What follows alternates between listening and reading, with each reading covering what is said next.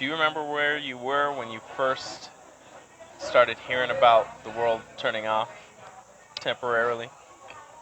Um, yes, kind of, depending on what you mean by that question. So the first time I heard about the virus, in January, I went to Colombia for 2 weeks. I was doing some short-term work with GRN, which I think you know about Global GRN. And so, yeah, Recordings Network. yeah.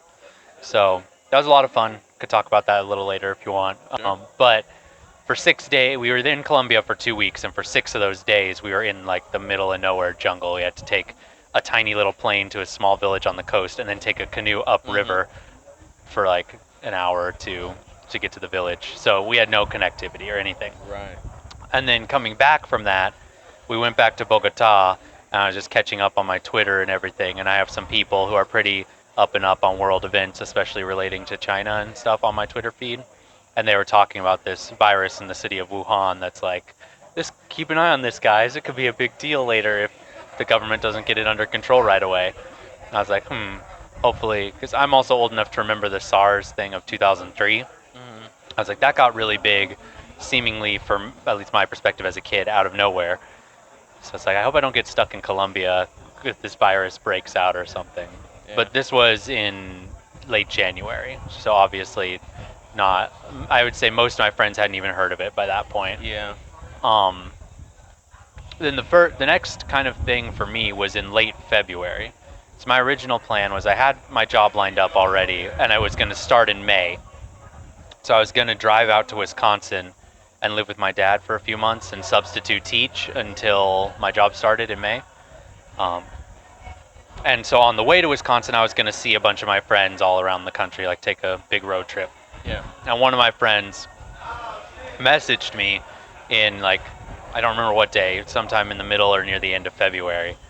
And she was saying that she was not super comfortable with me coming out to visit since I'd been flying around, and she'd been hearing from another friend of hers about this virus in China, and like I had just gone to Sydney for a couple of days in early February, which is a pretty major like hub for flights coming out of China. Yeah. So I was like, yeah, statistically I am more at risk, but like it's not a big deal. If everyone's incredibly stupid, it could become a big deal in a month or so. Yeah. Thank you. Thank you. All right. Thank you. Oh wow. Never seen those. Thank you. Thank you. I do want to take a quick prayer break real quick, and then I'll finish I my just story. ate some cursed food, man. All right. Go ahead.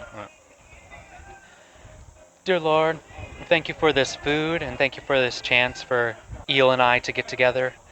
Yeah, Lord, thanks for this food. Help it to make it a nourishment for our bodies, and help the conversation to be a nourishment to our souls for your glory. In your precious name, amen. Amen to that Yeah. stuff. Well, I think as long as it hasn't past the esophagus, it can still be blessed. So, should be in the clear. Should be in the clear. Yeah, so this friend we went back and forth, and I was like, look, we're both young, we'll be fine. And right now, it's not really in the U.S., and like it's not in a month or so. If everyone's really stupid, it'll be a big deal. But she wasn't comfortable with me coming out to visit. Right. Um, Wow, I'm surprised that early on.